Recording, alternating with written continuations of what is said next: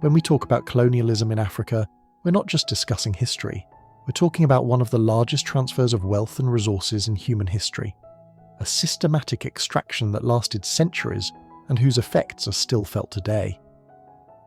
Between the late 1800s and the 1960s, European powers carved up an entire continent. But the economic exploitation didn't begin or end with formal colonialism. From the transatlantic slave trade through independence and beyond, Africa has been hemorrhaging resources. Today, we're going to put numbers to this story. How much was actually taken? The answer is staggering. Let's start with the most devastating extraction: human lives. The transatlantic slave trade forcibly removed an estimated 12 to 15 million Africans between the 16th and 19th centuries. But that number only tells part of the story. For every person who survived the Middle Passage, historians estimate 2 to 3 more died during capture, forced marches to the coast, or while imprisoned waiting for ships. This means the total human loss could exceed 40 million people, primarily young adults in their most productive years. In today's economic terms, scholars have attempted to calculate this loss, using conservative estimates of lost labour, demographic impact and economic development over generations. Economist Nathan Nunn estimated the slave trade cost Africa approximately $6.1 trillion in lost economic growth, and that's just from the demographic impact alone. But beyond economics, this represented the destruction of families, communities and entire civilizations. Knowledge systems, technological innovations and cultural achievements were lost forever. Think about what 40 million people in their prime working years could have built, invented and created. Think about the generations that were never born, the societies that were fractured beyond repair. Now let's talk about what was pulled from the ground. Between 1886 and the end of apartheid in 1994, South Africa alone produced over 50,000 tons of gold. At today's prices, that's worth more than $3 trillion. The vast majority of this wealth flowed to colonial and apartheid-era companies and foreign investors, with African workers receiving minimal wages under brutal conditions. These weren't just mines, they were death traps where African workers died by the thousands in cave-ins, from disease and from exhaustion. Then there are diamonds. From the late 1800s onward, millions of carats have been extracted from African soil. The Democratic Republic of Congo, South Africa, Botswana and Angola have been particularly rich sources. Companies like De Beers built empires on African diamonds, controlling global prices while providing minimal benefit to local populations.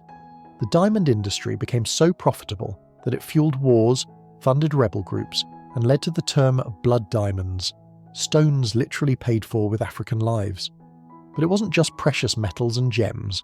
Copper from the Congo and Zambia powered the Second Industrial Revolution, providing the wiring and materials that electrified Europe and America. Rubber from the Congo Free State under King Leopold II of Belgium represents one of history's greatest atrocities. During his personal rule over the Congo from 1885 to 1908, an estimated 10 million Congolese died. Workers who failed to meet rubber quotas had their hands cut off. Entire villages were burned, all so that Belgium could profit from rubber for bicycle and automobile tyres. The Congo's mineral wealth didn't stop there. Tin, uranium, coltan and cobalt, minerals essential for modern technology, have been extracted for over a century. The uranium used in the atomic bombs dropped on Hiroshima and Nagasaki came from the Congo. Today, more than 70% of the world's cobalt, essential for smartphone and electric vehicle batteries, comes from the Democratic Republic of Congo, often mined in dangerous conditions with minimal compensation. The Congo alone has an estimated $24 trillion worth of untapped mineral resources. Historical extraction likely exceeds several $trillion in today's value. Colonial powers didn't just take what was underground, they transformed Africa's entire agricultural system. Before colonialism, most African farmers practiced subsistence agriculture, growing food for their families and communities. Colonial administrations forced African farmers to abandon this in favour of cash crops for export. Cotton from Egypt and West Africa clothed European and American populations. The British turned Egypt into a cotton plantation, transforming the Nile Valley into fields that served Manchester's textile mills rather than feeding Egyptians. Coffee and tea from East Africa filled European cups every morning. The profits went to colonial companies while African farmers barely survived. Cocoa from West Africa, particularly the Gold Coast, now Ghana and Ivory Coast, built chocolate empires in Europe. Even today, Africa produces 70% of the world's cocoa, but receives only a tiny fraction of the over $100 billion chocolate industry's profits. The farmers who grow the cocoa often can't afford to buy the chocolate their beans produce. Palm oil from West Africa lubricated the machines of the Industrial Revolution. Before petroleum-based lubricants, palm oil kept Europe's factories running. Sugar from various colonies fed Europe's sweet tooth and provided cheap calories to fuel industrial workers. Peanuts from Senegal and other French colonies became a major export, with France controlling prices and profits. The economic model was simple and brutal. Pay African producers the absolute minimum while selling finished goods back to them at inflated prices. France provides a particularly stark example. It purchased raw materials from its African colonies at fixed, below-market prices, then sold manufactured goods back at a 240% markup. African colonies were captive markets. They couldn't sell their goods elsewhere or buy from other suppliers. Economists estimate that agricultural extraction from French West Africa alone, between 1900 and 1960, amounted to approximately $500 billion in today's currency. The broader agricultural exploitation across the entire continent over a century likely exceeds $2 trillion. But these numbers don't capture the human cost. The famines caused when food-producing land was converted to cash crops, the malnutrition, the social disruption. Africa's tropical forests were seen as unlimited resources to be exploited. Hardwoods like mahogany, teak, and ebony were extracted with no regard for sustainability. These weren't just trees. They were centuries-old ecosystems. Mahogany furniture in European homes, ebony piano keys, teak ship decks, all came from African forests. The value of timber taken from Central and West African forests is conservatively estimated at $300 to $500 billion. The environmental cost is incalculable. Ancient forests that could never be replaced, biodiversity lost forever, and the disruption of the climate systems these forests supported. Africa's oil became crucial in the 20th century. Nigeria has produced over 35 billion barrels since the 1950s. Angola, Libya, and Algeria are major producers. At an average historical price of $40 per barrel, we're looking at well over $1.4 trillion from Nigeria alone. And what did Nigerians get? The Niger Delta, once a pristine ecosystem, is now one of the most polluted places on Earth. Gas flares burn constantly. Oil spills devastate fishing communities, and despite sitting on vast oil wealth, many Nigerians live in poverty. The oil money went to foreign companies and corrupt elites, while local communities faced environmental devastation. The ivory trade decimated elephant populations. In the late 1800s, an estimated 10 million elephants roamed Africa. By the 1980s, fewer than 600,000 remained. Millions of tusks were shipped to Europe and Asia to make piano keys, billiard balls, jewellery, and decorative items. Entire herds were slaughtered for luxury goods. The ecological impact continues today. Elephants are keystone species that shape entire ecosystems. Perhaps most fundamentally, colonial powers simply took the land itself.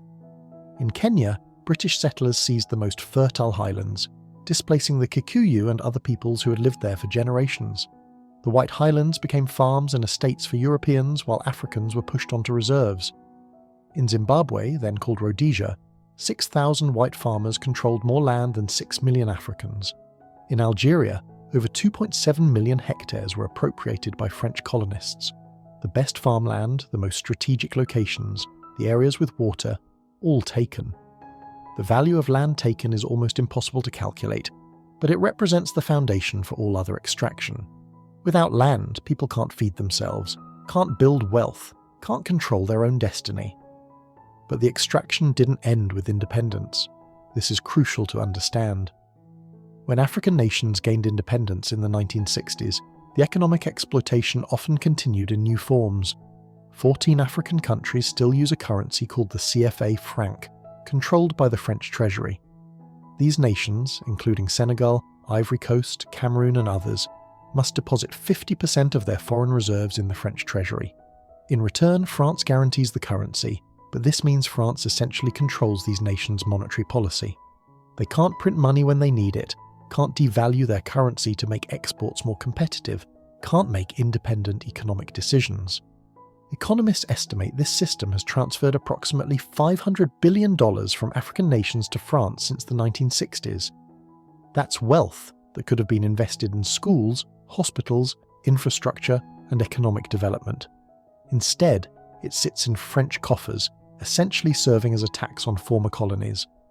When African leaders have tried to leave this system or create their own currencies, they've faced enormous pressure, and in some cases political destabilization. At independence, many African nations were forced to take on the colonial power's debts. These were debts often incurred to build infrastructure that primarily benefited extraction industries, railways to move minerals to ports, ports to ship resources to Europe, administrative buildings to house colonial officials. African nations inherited the debt but not the wealth. This odious debt has cost African nations hundreds of billions in repayments and interest over the decades. Money that could have built economies instead went to European banks. So let's add it up. These are conservative estimates based on historical records and economic research. Human capital loss from the slave trade, $6.1 trillion. Gold, diamonds, and precious minerals, $4 to $5 trillion. Other minerals like copper, uranium, coltan, and cobalt, $1 to $2 trillion. Agricultural products over the colonial period, $2 trillion. Oil and petroleum, $1.5 trillion. Timber and forest resources, $500 billion. Post-colonial extraction through mechanisms like the CFA franc system and debt servicing, $1 trillion. And land value and lost economic opportunities, this is almost impossible to calculate, but it's enormous. The conservative total is $15 to $20 trillion in direct extraction. To put that in perspective, that's roughly equivalent to the entire GDP of the United States, the world's largest economy. And remember, this doesn't account for lost economic development and compound growth over centuries. If that wealth had remained in Africa and been invested, it would have multiplied many times over. It doesn't account for environmental destruction, polluted rivers, destroyed forests, extinct species. It doesn't account for knowledge and innovation that was never developed, because the people who could have created it were enslaved, killed, or impoverished. It doesn't account for the ongoing impact of destabilization and conflict, much of which traces back to colonial borders and policies. When you factor in opportunity costs and compound interest, some economists estimate the true figure could exceed $100 trillion. Think about that. If $20 trillion had been invested in Africa over the past 2 centuries instead of extracted from it, with normal economic returns it could easily have grown to $100 trillion or more. That's the difference between what Africa could have been and what it is today. Today, Africa is home to 1.3 billion people and is the world's youngest continent demographically. It holds 30% of the world's mineral resources, 60% of the world's uncultivated arable land, and some of the fastest growing economies. African entrepreneurs are creating innovative solutions to problems from mobile banking to renewable energy. African artists, musicians, and writers are shaping global culture. But it's also the poorest continent, with 23 of the 28 poorest countries in the world located there. This isn't a coincidence. This isn't about governance or culture or climate. This is the direct result of centuries of extraction. Understanding this history isn't about assigning guilt to people living today. It's about understanding why the global economy looks the way it does, why wealth is distributed the way it is, and what justice might require going forward. The conversation about reparations, fair trade, debt cancellation, and equitable development partnerships isn't radical. It's about acknowledging reality. It's about recognizing that the prosperity of Europe and North America was built, in significant part, on resources and labor extracted from Africa. Africa built the modern world. African gold and diamonds adorned European crowns and filled European banks. African copper electrified European cities. African labor on American plantations produced cotton that fueled the Industrial Revolution. African oil powered the 20th century. African minerals power your smartphone right now. Perhaps it's time the modern world invested in building Africa's future. Not as charity, not as aid with strings attached, but as recognition of what is owed. The extraction continues to this day in more subtle forms. The conversation about how to address this legacy must continue too. Because until we confront this history honestly, we can't build a truly just global economic system. The numbers speak for themselves, but they only tell part of the story. Behind every dollar extracted is a human story of loss, resilience, and survival. And that's something no amount of money can fully measure.